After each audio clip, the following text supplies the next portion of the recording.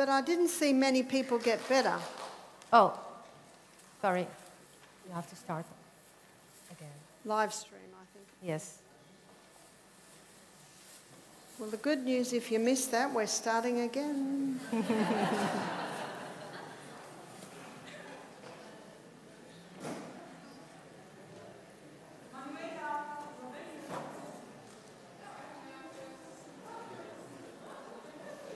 We wachten op het seintje om te beginnen. Ja. Okay, we've got the thumbs up. Ja. Oh, thumbs up works in every language, doesn't it? Ja, duimpje omhoog werkt in elke taal. So I worked as a psychiatric nurse for a little over 4 years. Ik heb als een psychiatrisch verpleegkundige gewerkt. Meer dan 4 jaar ongeveer. I really didn't see people get better though. Ik zag niemand beter worden in die tijd. And for 18 months of that time, I worked in the operating theatre. En 18 maanden heb ik gewerkt op de operatieafdeling. So even though I was trained as a psychiatric nurse, we're trained in basic nursing. En ook al ben ik dus als psychiatrisch verpleegkundige opgeleid, heb ik de basis van verpleging meegekregen. I saw people managed, but I really didn't see people get better. Ik heb gezien hoe ze mensen dus in toom hielden, maar niet dat mensen genazen. And what's the definition of insanity? Weet u wat de definitie is van krankzinnigheid? It's to do what you've always done and expect different results. En te doen wat je altijd gedaan hebt en verschillende uitkomsten verwachten. I read a book called The Gift of Pain. Ik heb een boek gelezen, De Gave van Pijn. By Dr. Paul Brand. Geschreven door Dr. Paul Brand. And he was showing how the worst thing you can do for pain is take a painkiller. En hij liet zien dat het ergste wat je kon doen tegen pijn is een pijnmedicatie innemen. Now I recognize when someone's got advanced cancer and they're in a lot of pain, absolutely painkillers can make their last days more comfortable. En ik realiseer me als mensen dus in een laat stadium van kanker hebben en heel veel pijn hebben, dat pijnmedicatie echt wel een uitkomst kan zijn. But what we should be always asking is, why is the pain there? Maar wat we ons altijd moeten afvragen is, waarom is de pijn daar? As he shows, pain has a purpose. It's a signal. Want pijn heeft een doel. Het is een signaal. And a very important part of being our own doctor is learning to listen. En een belangrijk deel van het je eigen dokter te zijn is te leren luisteren. So whenever there's a sickness, I always look at the history. Dus als er sprake is van ziekte, kijk ik altijd naar de geschiedenis. Because history explains much. Want geschiedenis verklaart and very simply, kennis. Very simply, then we look at the symptoms. En daarna kijken we naar de symptomen. Because symptoms are your body saying, excuse me, can you do something? Want symptomen, dat zijn het schreeuwen, het roepen van je lichaam van, kan je wat doen voor mij? Now what medicine does is gives a drug to mask the symptoms. En de geneeskunde die geeft een medicatie om de symptomen te onderdrukken. Does that fix the problem? En wordt het probleem dan opgelost? No, not at all. Nee. When I was 18, I had a car. It was a Fiat. A Fiat, F-I-A-T. Toen ik 18 was, had ik een auto, een Fiat. And it had a little blue light that started flashing when the oil got low. En er was een blauw lichtje wat knipperde als er laag oliegehalte was. And it was very annoying when it started flashing. En het was heel vervelend als het begon te knipperen. So I get a hammer and I smash the light. En toen pakte ik een hamer en ik maakte dat lichtje stuk. Oh, that's better. Dat is toch wel veel beter. But then the car stops. Maar toen stopte de auto. And it will never go again. En toen deed hij het niet meer. Because it ran out of oil. Want er was geen olie. Listen when there's a sign from your body. Luister als het lichaam een teken geeft. But when you have a symptom in your body Maar als je dus een symptoom hebt and you use a natural remedy, en als je een natuurlijk middel gebruikt, you're now going to listen and observe the response. luister je en dan observeer je de reactie die jouw lichaam geeft. It's actually that simple. Zo eenvoudig is het. And it should be simple. En het moet ook simpel zijn. And that's why I believe God designed us to be our own doctors. En daarom geloof ik dat God ons zo gemaakt heeft dat we onze eigen dokter kunnen zijn. Only you know how you feel and only you know what you've been through. En jij weet zelf hoe je je voelt en waar je doorheen gegaan bent. And only you know how your body reacts or responds to different En jij things. weet hoe jouw lichaam reageert op verschillende omstandigheden. And I'd like to look at one of the most common and popular drugs today. En ik wil graag een van de meest populaire medicaties bekijken. Which is often used to mask symptoms. Wat vaak gebruikt wordt om symptomen te onderdrukken. It's an antibiotic. Het is een antibiotica. I was reading of a study done in the newspaper. A study done. Ik heb een onderzoek gezien in de krant. 100 people had the flu. 100 mensen hadden griep. 50 took antibiotics, 50 didn't. 52 kregen antibiotica, 50 niet, 50 om 50. All got better. En allemaal werden ze beter. Did you hear that? All got better. Allemaal werden ze beter, heeft u dat gehoord? I believe that an antibiotic should be kept as life-saving. Ik geloof dat antibiotica achtergehouden moet worden om levensreddend te zijn. But what is an antibiotic? Where does it come from? Wat is antibiotica eigenlijk? Waar komt het vandaan? Alexander Fleming in 1929 was growing bacteria in flasks in his laboratory. Alexander Fleming in 1929 die groeide bacteriën in zijn kamer. He came in one morning and all the bacteria was dead. Op een ochtend kwam hij daar en alle bacteriën waren dood. And he knew Newton's third law of motion. En hij wist de derde wet van Newton. To every action there's an equal and an opposite reaction. Bij elke actie is er een tegenovergestelde reactie. Why is my bacteria dead? Waarom zijn die bacteriën doodgegaan? Do you know Rudyard Kipling wrote a whole poem on this?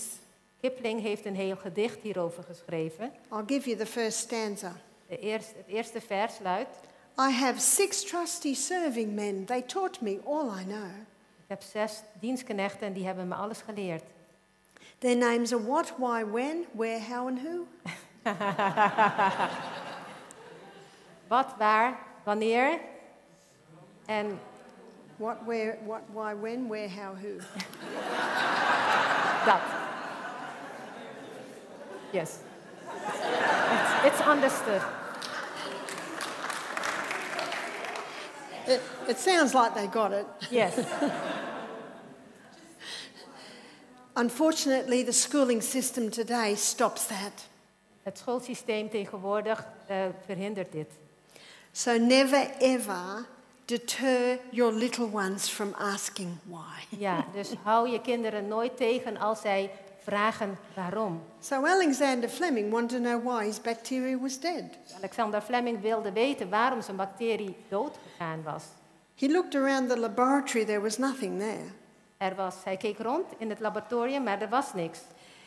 But he noticed that there was an open window and there was a sun's rays coming in the window.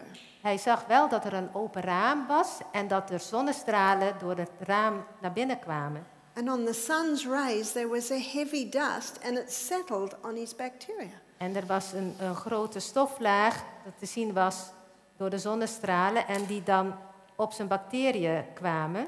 He discovered that on the next story there was an open window. In the open window there was a plate of fruit and there was a moldy orange on the plate of fruit. Op de tweede verdieping was er ook een open raam met een bord met beschimmeld fruit. The mold waste was coming down and killing his bacteria. Ja, het sporen die kwamen dus op zijn bacterie en die doden de bacteriën. He called the mold penicillium. Hij noemde de schimmel penicillinum And the mold waste he called penicillic acid. en de schimmel afval penicillinezuur. And the penicillic acid is the penicillin that we know today. En de penicillinezuur, dat is de penicilline die we heden ten dagen kennen. Medicine calls the mold waste a mycotoxin. Ja, wij noemen dus de schimmelafval mycotoxine. They were so excited about the discovery of antibiotics that they tested hundreds of different mold wastes. Ze waren zo blij met de ontdekking van antibiotica dat ze heel wat mycotoxines gingen onderzoeken.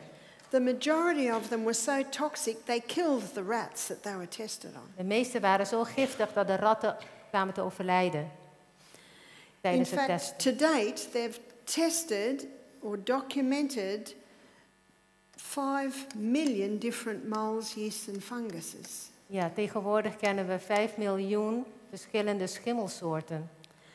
My husband, who is my biggest critique, Mijn man, die mijn grootste criticus is, if I pass Michael, I'll pass anyone. als ik dus hem overleef, dan overleef ik iedereen. He said, I don't believe you, that's too much. Dat is te veel, zegt hij. He came back and he said, actually 25 million. Hij had het onderzocht en hij zei het zijn eigenlijk nog veel meer, 25 miljoen. To me, that sounds too much. Volgens mij is dat te veel, But this is big. maar het is dus heel groot. Let me give you an example. One mold that's fairly well known is Aspergillus. Eén schimmelsoort wat vrij bekend is Aspergillus. And Aspergillus, in fact, every mold can give off several mold wastes. Eén schimmelsoort kan verschillende schimmelafval geven. But one well-known mold waste it gives off is aflatoxin. En één ook bekende schimmelafvalsoort mycotoxine is aflatoxine. And aflatoxin has been found to affect the liver to the point of causing liver cancer. En aflatoxine kan leverkanker veroorzaken. How many people take penicillin or an antibiotic and then get thrush? Hoeveel mensen gebruiken niet antibiotica en dan krijgen ze schimmelinfectie? That's because they've just put a mold waste into their body. Dat komt omdat ze een mycotoxine in hun lichaam genomen hebben. Now, granted, antibiotics have saved the lives of probably millions. Ja, het is wel zo dat antibiotica het leven van miljoenen mensen ook gered hebben. But antibiotics should be kept as life-saving. Maar antibiotica moet eigenlijk bewaard worden totdat het levensbedreigend is, zodat het levens kan redden. Now, we just looked at the cycle of life. We hebben de cyclus van het leven, levenscyclus bekeken. And we looked at how whenever there's cell damage, our own microorganisms change roles and become the clean-up team or the garbage collectors. We hebben gezien dat als er celbeschadiging is, dat de bacteriën van rol veranderen en zij worden dus de vuilophaaldienst. As the environment changes, they become yeast fungus. En als de omgeving verandert, worden ze schimmel. And remember, that's their role on the planet to clean up the planet. Ja, en onthoud goed, dit is allemaal zo om de planeet eigenlijk op te ruimen. So they're called the exterminators. Dus dit worden de verdelgers genoemd. And then the final stage is the undertaker stage. En de laatste fase is de fase van de begrafenisondernemers. And the undertaker stage is the mold. En die laatste fase, dat is de schimmelfase. So these microorganisms effectively bring matter back to dust. Deze micro-organismen hebben dus de nut om materie om te zetten tot stof. That's their role. Dat is de functie van hun. In fact, if it wasn't for these microorganisms, there would be so much rubbish on the planet, we wouldn't be able to walk on the planet. Ja, Als er dus deze micro-organismen niet zouden zijn, dan zou er heel veel troep en afval zijn. Zouden we niet eens op de planeet kunnen lopen. They have a role. Ze hebben een functie. And that's what Florence Nightingale did in that hospital. She just cleaned it up, so there was nothing for them to do. Dat is wat Florence Nightingale gedaan had in het ziekenhuis. Ze heeft grote schoonmaak gehouden, dus er was niks voor hun om te doen, die micro-organismen. You see, Florence Nightingale, her experience came about 80 years before the discovery of antibiotics. Ja, haar ervaring was 80 jaar voor de ontdekking van antibiotica. The human body can cope with about 2 courses in a lifetime. Het menselijk lichaam kan 2 kuren ondergaan in je leven, antibiotica-kuren. But what I'm finding in many people I talk to, Maar bij veel mensen met wie ik spreek, they take the antibiotic, it clears the problem up, but then a week later the problem's back. ja, dat ze de antibiotica nemen en dat probleem wordt opgelost, maar na een week is het probleem er weer. Maybe it's a urinary tract infection. Misschien is het wel een blaasontsteking. So I'm always intrigued at this word, infection. Dus ik vind het heel interessant als het gaat over infectie. Something hasn't come and jumped on us, something's happening in the body. Het is niet iets wat gewoon op je lichaam gesprongen is. Het is iets wat werkt in je lichaam, wat er gebeurt in je lichaam. And so this lady who'd been taking antibiotics for 5 years for a urinary tract infection. Dus deze mevrouw die al 5 jaar lang antibiotica gebruikt voor haar blaasontsteking. What's the definition of insanity? Wat is dus de definitie van waanzinnigheid? To keep doing what you've always done and expect different results. Blijven doen wat je altijd deed en een andere uitkomst verwachten. And so I started to talk to her about her lifestyle. En toen begon ik te praten met haar over haar leefstijl. And I discovered that she only drinks 2 glasses of water a day. En ik ontdekte dat ze maar 2 glazen water op een dag dronk. And these microorganisms, they were living in a body that was conducive to their growth. Ja, deze micro-organismen die woonden dus in een lichaam wat bijdroeg aan hun groei. How many people who get sinus are given antibiotics? Hoeveel mensen niet die met sinusitis rondlopen, krijgen antibiotica. But in the 1990s, a group of doctors in the Mayo Clinic discovered that sinus is due to fungus. Ja, en in 1990 in de Mayo Clinic ontdekten de artsen daar dat sinusitis gevolg is van schimmel.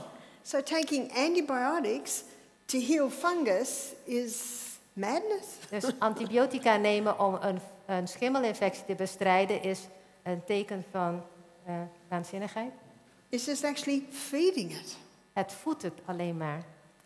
And again, whenever there's a problem, we look at the history, we look at symptoms, and then we try different treatments and see what the body responds to. Toch nogmaals, als er een probleem is, kijken we naar de geschiedenis, naar de symptomen en dan de reactie van het lichaam. We had an ear, nose and throat specialist nurse attend our program. We hebben wel eens een KNO-arts, een KNO-verpleegkundige gehad die ons programma volgde. She said to me, we pull green slime out of Ze vertelde, sinuses. wij halen groen slijm uit de holtes, de neusholtes. She said, all the specialists know it's fungus. En alle specialisten weten dat het schimmel is. So then the $1 million question is, well, why is it there? En dus de cruciale vraag is van waarom zit dat daar? Because remember what they are. They're just opportunist organisms there to clean up waste. Want u weet nu wat ze zijn. Dat zijn opportunisten en die dus ruimen de afval op. What we find is that there's 5 common allergens that can cause this excess mucus. Wij vinden dat er 5 veel voorkomende allergenen zijn die deze overmatige slijmvorming veroorzaken. Cow's milk is very good milk for baby calves. Koemelk is heel goed voor kalfjes. But if you give that newborn calf the milk that's in the supermarket, it will die. Maar als je dus deze kalf melk geeft wat in de supermarkt zit, dan zal het doodgaan. So people say to me, what milk do you drink, Barbara? En mensen vragen me, welke melk gebruik jij dan? I say I'm weaned, I eat food. Hij zegt van, ik ben afgespeend. Ik eet voeding, vaste voeding. Wheat. Tarwe. Wheat was hybridized in the 50s. In de jaren 50 werd tarwe gekruist. But you can still in Europe get wheat that has not been hybridized. In Europa kan je nog wel goede tarwe krijgen die niet gekruist is. In Germany they call it dinkel. Ja, spelt. Spelt. Yeah. Ja. Yeah. In Nederland heet het spelt. Oats. Haver. What's wrong with oats? Wat is er verkeerd aan haver? Well, unfortunately, it is high in a plant chemical that can increase inflammation. Haver bevat een chemische stof wat een infectie kan bevorderen. And tomorrow we're going to be looking at inflammation. En morgen hebben we het over infectie. In fact, the plant chemical is called lectins. En het stofje is, dat zijn de lectines. My sons have oats for breakfast every day. Mijn zonen die eten havermout elke dag als ontbijt. They love them. Vinden het heerlijk. They have no health problems. Ze hebben geen gezondheidsproblemen. So they can eat them. Dus kunnen ze dat eten. But if someone has any symptom of a problem, they're best eliminating oats. Maar als mensen klachten hebben, dan is het beste om haver ook te vermijden. Peanuts are commonly contaminated with mold. Pinda's, in het algemeen zijn ze besmet met schimmel. So if you love peanuts, Als je van pinda's houdt, try almond butter or cashew butter. probeer amandelboter, amandelpasta of cashewpasta. What Dr. Colin Campbell found in his book, The China Study, Wat Colin Campbell beschreef in zijn boek The China Study. see, he was asked to go to the Philippines because so many children were dying of liver cancer. Hij werd gevraagd om naar de Filipijnen te gaan omdat er heel veel kinderen stierven aan kanker. And he found that every single jar of peanut butter had aflatoxin. En hij ontdekte dat elke pindakaaspot besmet was met schimmel. So he found the cause, which was the peanut butter. Hij vond de oorzaak en dat was dus de pindakaas. And he presumed that the wealthy children would be living and the poorer children would be dying. En hij dacht van nou, de rijkere kinderen die zullen dat overleven en de arme kinderen zouden dan But overlijden. imagine his surprise when he found the opposite was true. Maar het verbaasde hem, want het omgekeerde was waar.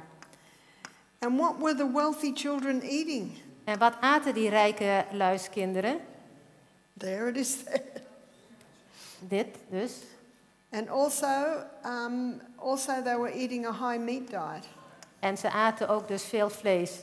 And he found that these foods would just feed the aflatoxin. Ja, en deze voedingsstoffen die voeden dus de schimmel, aflatoxine. But the country children, the poorer children living out in the little villages, Maar de armere kinderen, dus die in de armere wijken woonden, they weren't dying of liver cancer, and yet they were all eating the peanut butter. die stierven niet van leverkanker, maar die aten ook dus die pindakaas.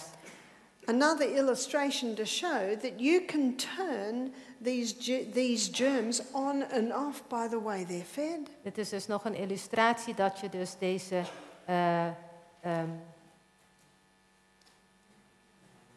germs, de You can genes, feed. No, we're on to germs now. ja, dat je deze bacteriën kan voeden en dus aan en uit kan zetten. It's another illustration that I am the master of my destiny. Een andere illustratie dat ik dus mijn bestemming bepaal. I am the one that chooses what I eat, what I put into my body. Ik ben degene die kiest wat ik eet en wat ik in mijn lichaam breng. And if someone comes to me who's struggling with sinus problems, En als iemand komt die sinusitis heeft of problemen heeft met zijn holtes, neusholtes, I suggest that they stop these foods, en ik stel voor om deze 5 allergenen te stoppen. and they say to me, but I love these foods. Maar ze zeggen van, maar ik vind dat zo heerlijk. I say, how much do you love your sinus? En dan vraag ik van, hoeveel hou je van je sinusitis? It's your choice. Jouw keuze. But I always give a challenge. I say stop them for 2 months. En ik geef ze dus een keuze. Ik zeg stop voor 2 maanden. It can take 2 months for the effect of these foods to be out of the body. Het kan wel 2 maanden duren voordat het effect van deze voedingsmiddelen uit het lichaam zijn. But then, once these foods are out of their body, Maar als dat dus uiteindelijk uit het lichaam is, and the body is not creating so much mucus in the eustachian tubes anymore, en als er niet overmatig slijmproductie meer is, it doesn't mean that everything's instantly better. het betekent niet dat alles weer goed gaat. Remember our 4-letter word, time? Je weet, tijd. This didn't happen overnight and it won't heal overnight. Ja, het is dus niet in 1 nacht gebeurd en dus zal het dus ook niet in 1 nacht genezen. And now we have to go through a program to reduce the fungus presence in the body. Dus nu zullen we dus een programma moeten ondergaan om deze schimmeloverheersing te gaan beperken. But before we go there, I want to show you the 4 main ways that yeast or fungus can get into the body. Voordat we dat doen, dan wil ik u wijzen de 4 manieren waardoor we schimmel in ons lichaam krijgen. Inhalation, Door het te inhaleren, it can be breathed in. kan ingeademd worden. It can also be ingested. Het kan ook ingenomen worden. And of course that means it can come in through food or taking an antibiotic, you're ingesting it. Ja, door eten of door het gebruik van antibiotica. It can also come through the skin. Kan ook door de huid indringen. So be careful, if there's a moldy orange in your fruit bowl, don't touch it. Dus wees voorzichtig als er een beschimmelde sinaasappel is op je fruitschaal, raak het niet aan. It can also be sexually transmitted. Het kan ook seksueel overgedragen worden.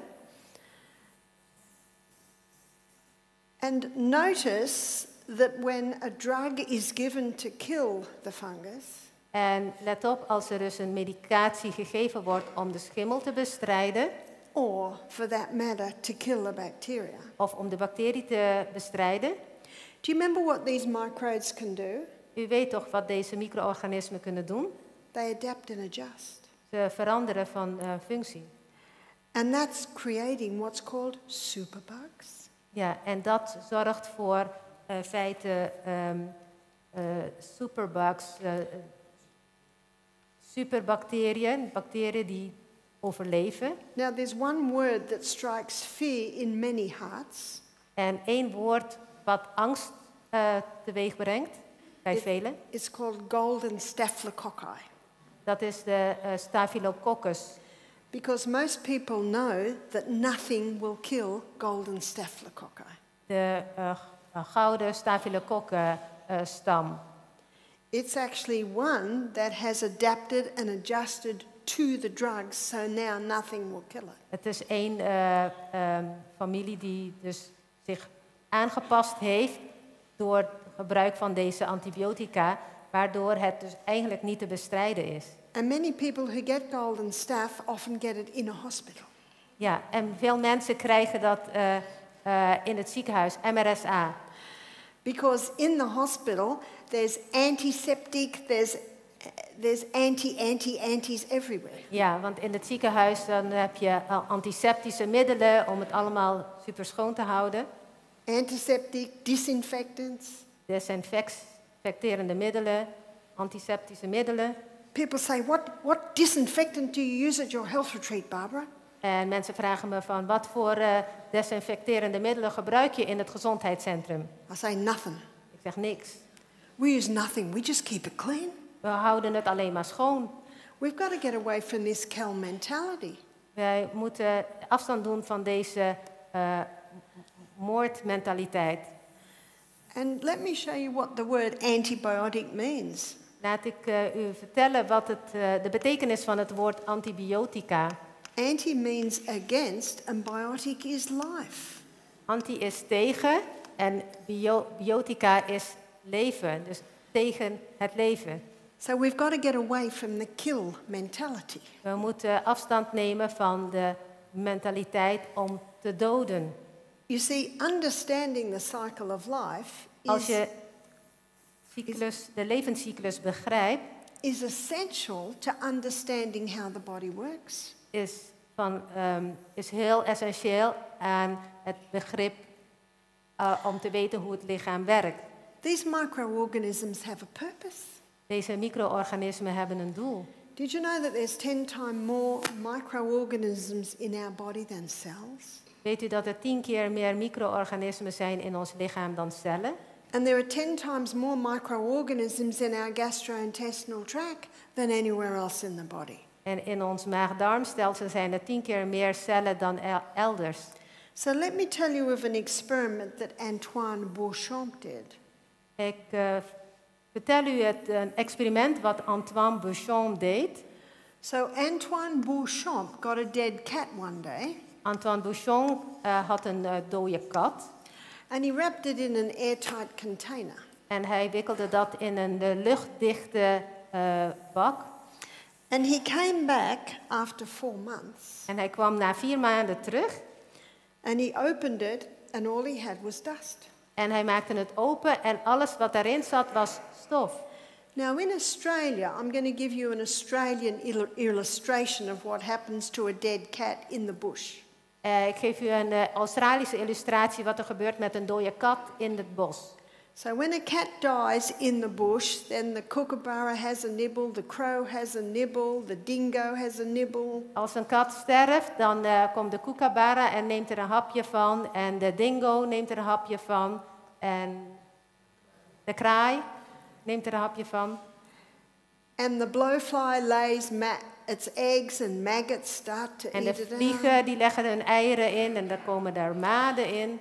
And the dung beetles come up and the worms come En up. de wormen en de mestkevers die komen. These are all the scavengers in the bush that are helping to bring matter back to dust. Dit zijn de verdelgers in het bos die helpen om materie tot stof te doen keren.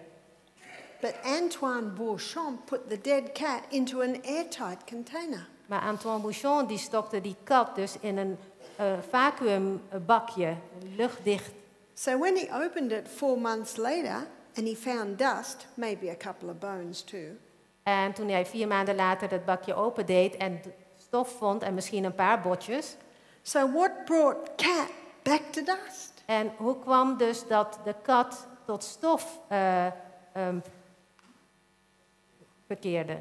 So the microorganisms that were an integral part of living running cat, De micro-organismen die waren deel van deze levende kat. they took their suit of clothes off, so to speak, and put their rubber gloves and apron on and became the garbage collectors. Ze trokken andere kleren aan, handschoenen aan en zij werden dus de vuilophaaldienst. As the environment changed, so did they. Now they're the exterminators. En toen de omgeving veranderde, werden ze dus de verdelgers. And now, eventually the undertakers till cat is now dust. Ja, en de begrafenisondernemers die kwamen en de kat was dus tot stof gekeerd. Now with great excitement, Antoine Beauchamp got the dust and put it under the microscope. Ja, heel enthousiast nam Antoine Beauchamp het stof en hij bekeek dat onder de microscoop. And the dust was alive with microorganisms. En de stof was levend met micro-organismen. Because remember that basic law of science, nothing's created, nothing's U destroyed. weet de basisregel van de wetenschap, niets wordt gemaakt en niets wordt verspild. It just changes form. Het verandert van vorm, van functie. And it changes form according to the environment. En deze verandering is afhankelijk van de omgeving. Antoine Beauchamp knew that. Antoine Beauchamp die begreep dat. Florence Nightingale knew that. En Florence Nightingale die begreep dat ook. Claude Bernard, a contemporary of Beauchamp's, knew that. De tijdgenoot van Beauchamp, Claude Bernard, die wist dat ook. It's called pleomorphism, many forms. het wordt pleomorfisme genoemd, dus vele vormen. Pasteur presented monomorphism. It's just one form. Ja, Pasteur die stelde monomorfisme voor, één vorm. But it defies reason. Maar het is niet logisch. And so now that the microorganisms are in the dust, they play another role. Dus nu dat de micro-organismen dus tot stof zijn gekeerd, hebben ze een andere functie. So at Misty Mountain, we have 3 big compost bins. Misty Mountain hebben we 3 composttonnen. One we're adding to. Eentje waar we dus compost toevoegen. We put scraps from the kitchen, weeds from the Keukenafval aan garden. toevoegen. Maybe go down the road and get some cow manure, healthy cows, and put that in. En een beetje mest van gezonde koeien nemen en dat erbij voegen. So one we're adding to. Dus 1 ton, daar wordt aan toegevoegd. The middle one is sitting. En de middelste ton, die rust gewoon daar. So what's the sitting doing? En wat gebeurt er daar dan in de ton? The microbes are bringing the matter back to dust. Micro-organismen die zitten daar en brengen materie over tot stof. That's our compost. Dat is de compost. The third one I dig and put in my garden. En de derde ton die wordt gebruikt voor de tuin. And I know it's ready because pumpkin plants and tomato plants are coming out of En my ik weet dat compost. het goed is, want er komen al tomaten en pompoenen die groeien eruit. And when I put that compost into my garden, En als ik die compost in de tuin doe, what am I putting into my garden? wat stop ik dan in de tuin? Microorganisms. Micro-organismen. Here they are. And now they play another role. En nu hebben ze weer een andere functie. And this other role is breaking down the minerals in the soil Deze functie is om de mineralen in de grond af te breken. Their role now is the role of breakdown. Ja, dus afbraak, zorgen voor afbraak. Aren't you glad that we don't have to eat dirt to get minerals? Bent u niet blij dat u geen zand hoeft te eten om mineralen tot u te krijgen? It's the microbes in the soil that are responsible for the breakdown of the minerals. De micro-organismen in de grond die zijn daarvoor verantwoordelijk. These little microbes are also responsible for the absorption of those minerals out of the dirt and into the plant. En die zorgen dus ook dat die mineralen opgenomen worden in de plant. They also protect the plant from any harmful pathogens. En ze beschermen de plant ook tegen schadelijke stoffen, schadelijke dieren. And they nourish the plant. En ze voeden de plant. And the plant knows that it needs those microbes. En de plant weet dat hij die micro-organismen nodig heeft. So 50% of the fuel that it makes from photosynthesis, it sends back down to the roots to feed the microorganisms. Ja, 50% van de brandstof die dus door fotosynthese gemaakt wordt, wordt teruggebracht naar de wortels om de micro-organismen te voeden. It's a beautiful illustration of the law of service being on every plant. Dus een mooie illustratie van de wet van dienen om... It's a great illustration for us humans. Ja, het is een hele mooie illustratie voor ons mensen. Plants take with one purpose and that is to give.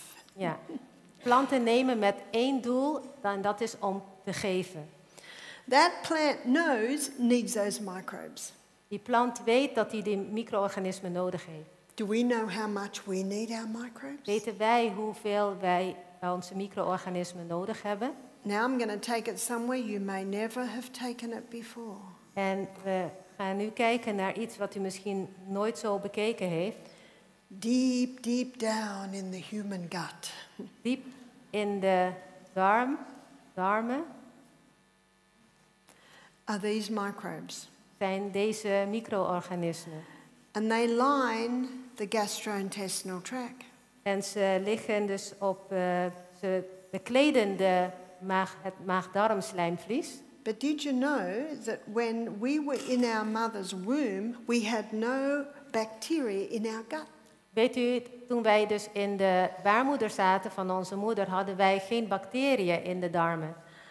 I was listening to a documentary on gut flora. Ik was een documentaire aan het beluisteren over de darmflora. And they were interviewing an obstetrician who was in his 70s. En ze interviewden een gynaecoloog die in de 70 was.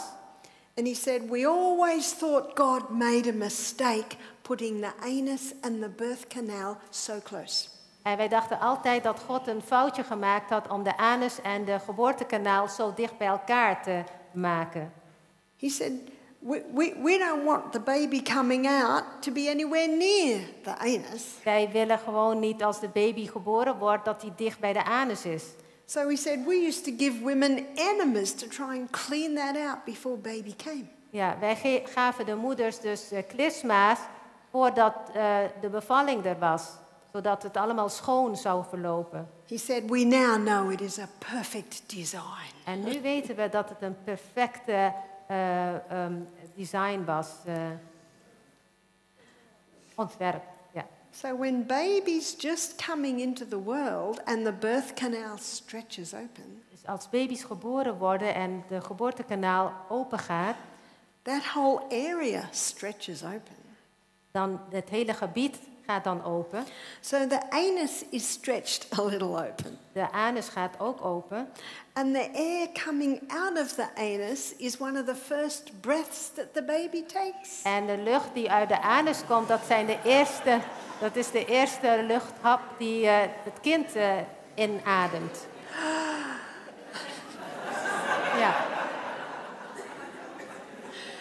And a couple of swallows and there it goes down. Ja.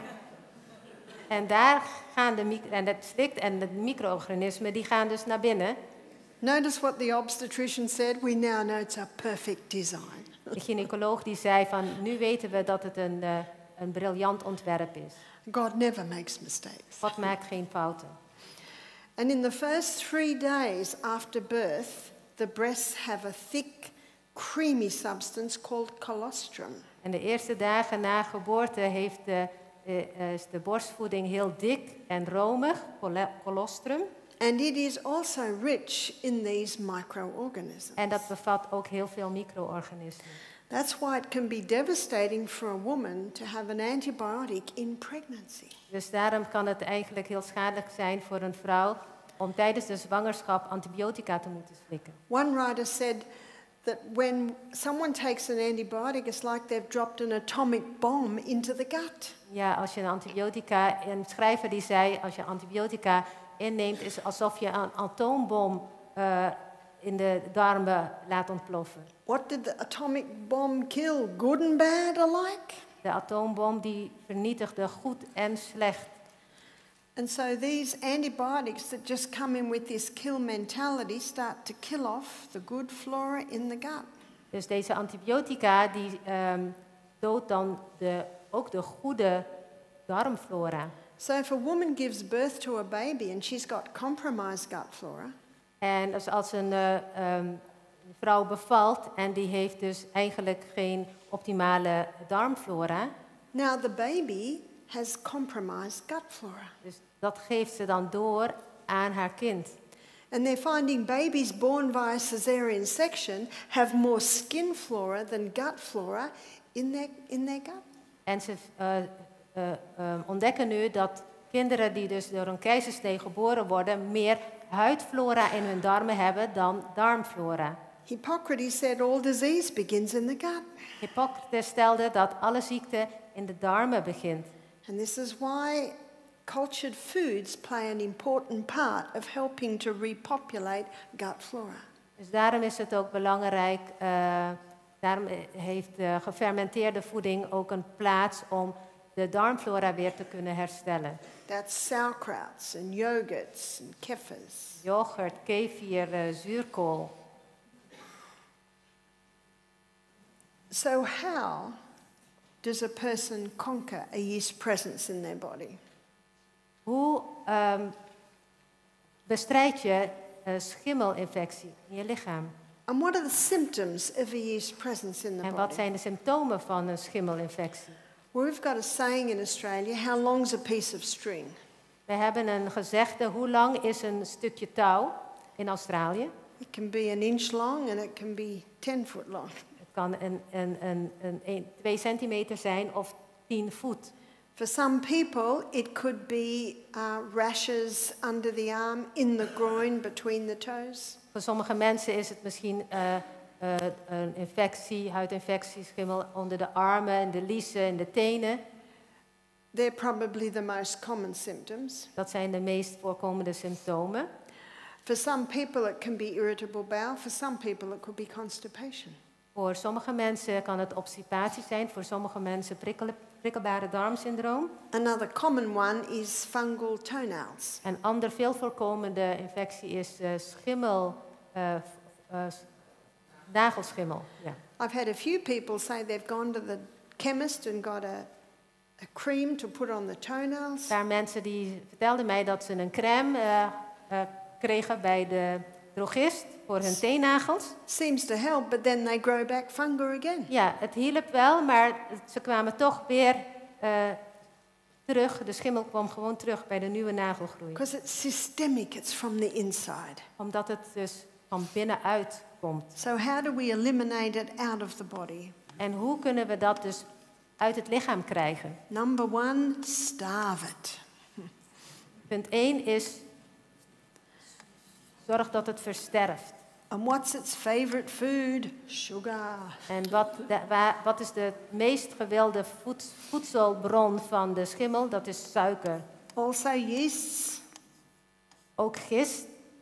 The best bread is the sourdough bread. Het beste brood is zuurdesembrood. Because the sourdough bread is made under the action of wild yeast, but also lactobacillus.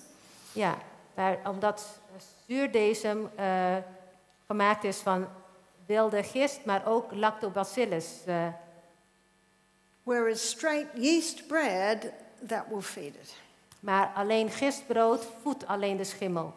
Also, it's very important to check that there is no exposure to mold. So you check the house. Ja, dus onderzoek ook of er geen schimmel is in huis. In my book Self-Heal by Design, I explore the subject in more detail. Ja, in mijn boek Self-Heal by Design, dat het trouwens in het Nederlands vertaald is, ga ik hierop dieper op in. Because I was surprised at the ignorance of many in the medical profession on the role of mold. Ik was verbaasd over de onwetendheid onder medisch personeel over de rol van schimmel. See, the name for mold is myco. De naam voor schimmel is myco. And if you look in a medical dictionary, there's page after page after page of diseases with the prefix myco. En als je in een medisch boek kijkt, zijn er pagina's vol met ziektes die beginnen met myco. In other words, an acknowledgement that a lot of these diseases have a fungal or mold base. Dus dat is een bevestiging dat heel veel ziektes ten grondslag liggen aan een schimmelinfectie. But when you consider that one of the most popular drugs today, antibiotics, it's putting it into many people. Ja, maar ja, dat zie je dus dat antibiotica heel veel gebruikt wordt. So it would mean that the medical professional has to admit that a lot of their drugs are putting it into people. Ja, dus de medische wereld moet toegeven dat deze middelen dit alleen maar stimuleren. And as we go through these classes this week, you'll find there are many alternatives. En als wij dus verder dit bespreken deze week, dan zult u zien dat er heel veel andere alternatieven zijn. So even initially, to conquer yeast in the body, very low fruit. Dus ten eerste is om schimmel te bestrijden een laag fruitgehalte te gebruiken. See, fruit is high in sugars. Fruit bevat veel suiker. And it's low in minerals. en minder mineralen. Whereas vegetables, they're high in minerals and low in sugars. Terwijl groente laag zit in suikers en hoog in mineralen. So there's no limit on vegetables. Dus je mag groente ten overvloede gebruiken. Because they're high in minerals and low in sugars. Ja, want daar zitten veel mineralen in en minder hoog gehalte aan suikers. Number 2, the good news is there are herbs that will kill fungus and won't kill you. Er zijn kruiden die je schimmel bestrijden en jou niet aantasten. Garlic's a well-known one. Knoflook is er een van. We had some delicious garlic straight from the garden at lunchtime. We hadden heerlijke knoflook tijdens de lunch. Don't come too close. Recht uit de tuin. Niet te dichtbij It's komen. all right. If you come close, I'll disinfect you. Als je heel dichtbij komt, dan word je meteen gedesinfecteerd. Also, olive leaf extract is another strong antifungal. Ook olijfbladextract is een sterk antischimmel kruid. And grapefruit seed extract. En grapefruitzaad, extract van de grapefruitzaad. So grapefruit seed extract is very strong. Het extract van de grapefruitzaad is heel sterk. Have you ever eaten a grapefruit and bitten on the seed? You'll think the grapefruit's sweet when you bite that seed. Ja. Heb je wel eens een grapefruit gegeten en op de zaad gekauwd, dan vind je dat de grapefruit zoet is vergeleken met de pit. And by the way, the grapefruit are a really good sugar, low sugar fruit on the antifungal diet. Ja, grapefruit is in die zin wel goed omdat het een laag suikergehalte bevat. Also oregano essential oil. Ook oregano, essentiële olie. Oregano essential oil is a very strong fungal killer. Oregano is een heel sterk schimmelolie of plant. But you have to start slowly with only about 2 drops in a little water. Ja, je moet heel langzaam beginnen, niet meer dan 2 druppels in een beetje water. And there is a South American herb called Podiaco. En er is een kruid wat in Zuid-Amerika groeit, Podarco. Now, I don't suggest you use all your ammunition at once. Ik stel niet voor dat je de hele munitie in één keer gebruikt. So it's garlic or olive leaf extract or grapefruit seed extract or oregano. Dus het is of, niet alles tegelijk gebruiken. So a person might do 2 weeks on garlic, 2 weeks on olive leaf, 2 weeks, etc. Dus bijvoorbeeld 2 weken lang knoflook, 2 weken lang olijfbladextract en etc. Remember what these microorganisms do. They adapt and adjust. Ja, u weet wat deze micro-organismen doen. Zij passen zich aan. So maybe they're starting to adapt and adjust to the garlic after 2 weeks, so you stop and you do something else. Dus omdat ze zich aanpassen, dan stop je met knoflookgebruik na 2 weken en dan gebruik je weer een ander kruid of middel. Alkalize. Zorg dat je je omgeving basisch maakt. Alkalize the body, and the most alkaline foods are vegetables. En de meest basis vormende voeding zijn je groenten.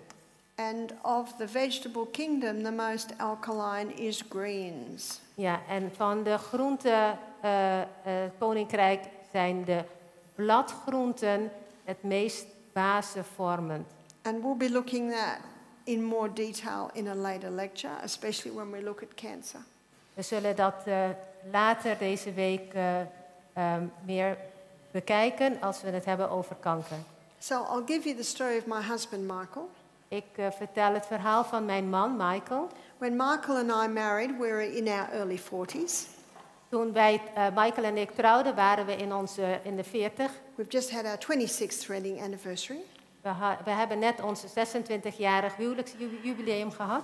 And I would wake up at the night with him scratching, scratching, scratching. En ik werd vaak wakker terwijl hij aan het krabben was.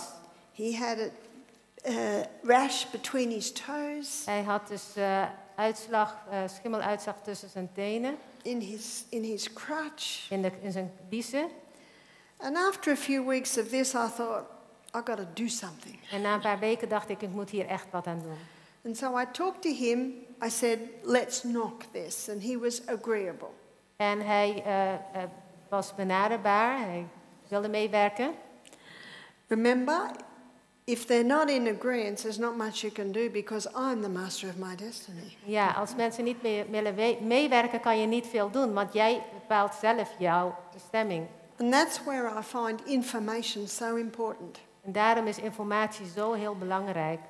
And that's why I like that Proverbs 14 verse 6, knowledge is easy when you understand. Ja, daarom vind ik die tekst in Spreuken 14 vers 6 zo mooi, want kennis is makkelijk als voor degene die dat begrijpt. So why did he have this?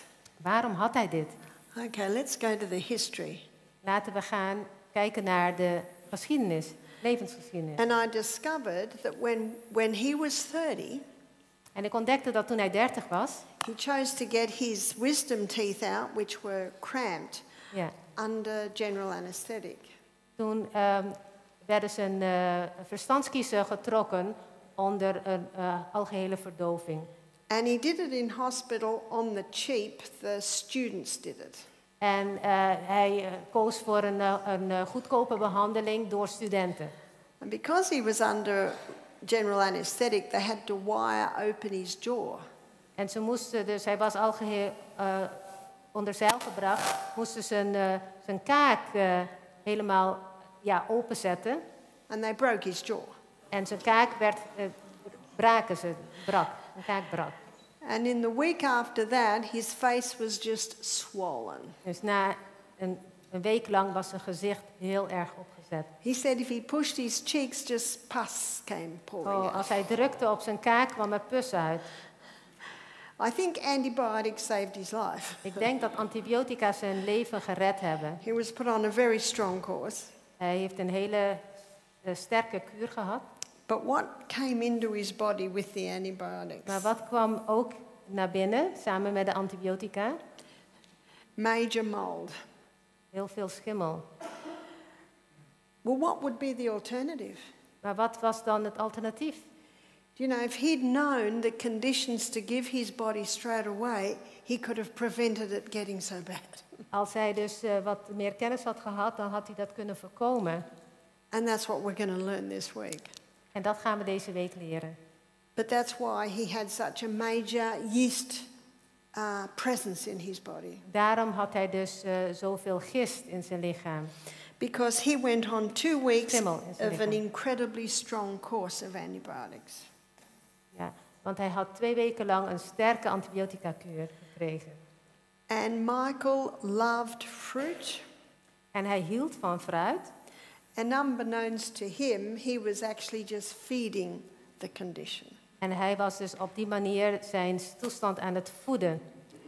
And he also liked to have some chocolate bars regularly. En hij hield ook van de chocoladerepen. And the microbe said, oh, thanks for that. En de micro-organismen die zeiden, heel fijn, dankjewel. And so when we put him on this strict diet, Toen wij dus dit strenge dieet gingen doen, as a fruit lover, he said he thought his throat was cut at first. ja, hij dacht echt dat hij tekort gedaan werd. He basically said, if I can't have grapes and peaches, I'll just have vegetables. En hij zei, als ik geen druiven en perziken mag eten, dan eet ik alleen maar groenten. And so that's what I did. I gave him vegetables for breakfast and vegetables for lunch. Dus dat deed ik ook. Voor zijn ontbijt kreeg hij groenten. En tussen de middag ook. And what I did was I did that for 6 weeks. En dat heeft hij 6 weken lang gekregen. We had sourdough bread. We hadden zuurdesembrood. And lots of avocados. Heel veel avocado's. And we had legumes, lentils, chickpeas. Peulvruchten, linzen, kikkererwten. And after 6 weeks he said, can I keep having vegetables? En na 6 weken zei hij van, mag ik dat blijven eten? And when I am home, En als ik thuis ben, I still cook him vegetables. dan krijgt hij nog steeds groenten. And it's about 10 years later now. Het is nu 10 jaar later. He does eat fruit, Hij eet ook wel fruit. but a problem that had plagued him for 10 years was totally gone. Maar het probleem wat hij dus 10 jaar lang had, was helemaal verdwenen. Some people have said to me, but Barbara, fruit is good.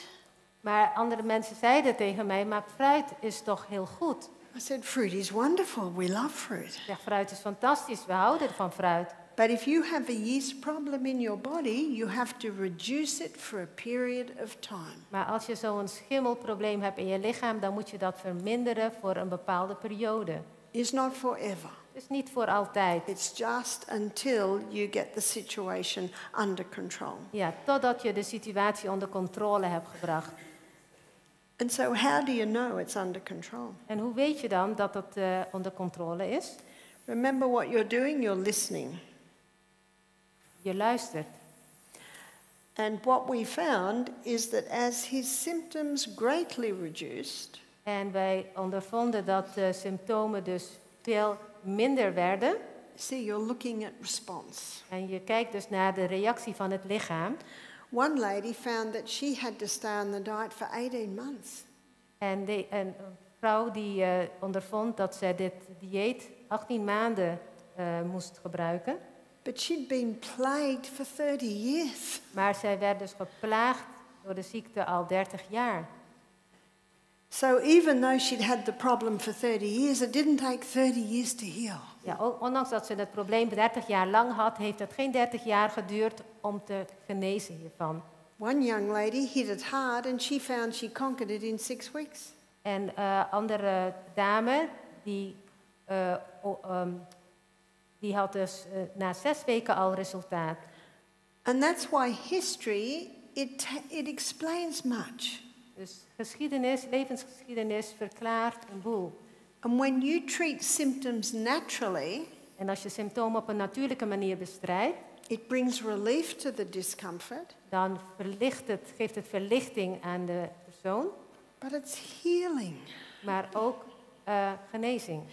So when you get relief naturally, it's the body saying, thank you, that's what I want. En als je dus verlichting krijgt op een natuurlijke manier, zegt het lichaam, dankjewel, dat is precies wat ik nodig had. And your body's response is your guide. En de reactie van jouw lichaam, dat is jouw leidraad. Remember that your body can tell you what no one on the planet can tell you. Je lichaam die kan jou vertellen wat niemand anders vertellen kan. And another negative with medicine today, En een ander negatief voorval met medicijnen. and not every doctor does this, En niet elke arts doet dit. but if you come in and you show certain symptoms, Als je binnenkomt en je laat bepaalde symptomen zien, they put it into the computer, dan laat je dat op in de computer.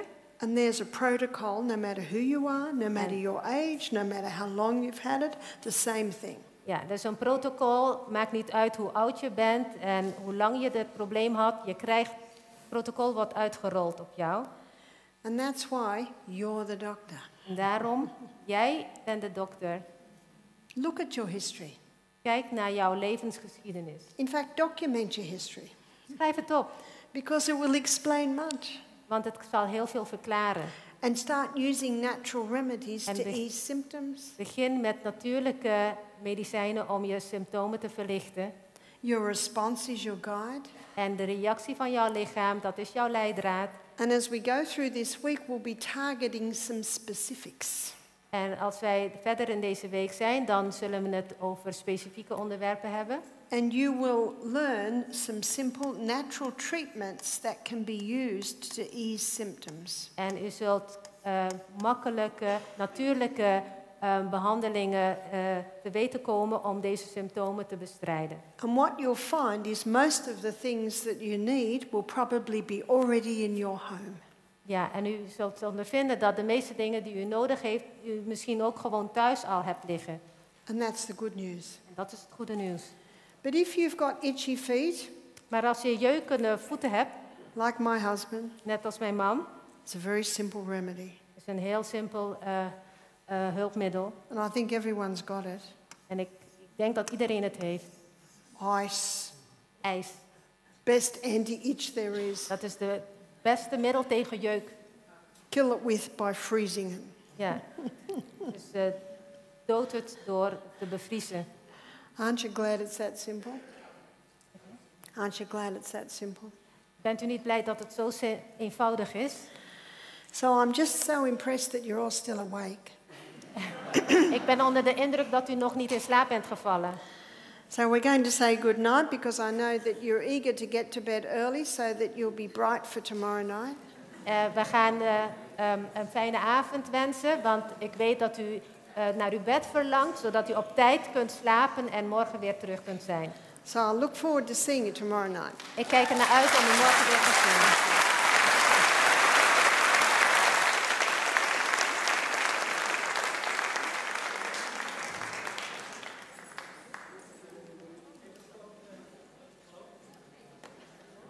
Even een kort nawoord voor mij. Zoals gezegd, kunnen jullie nog een kop thee hier halen, hier bij de balie.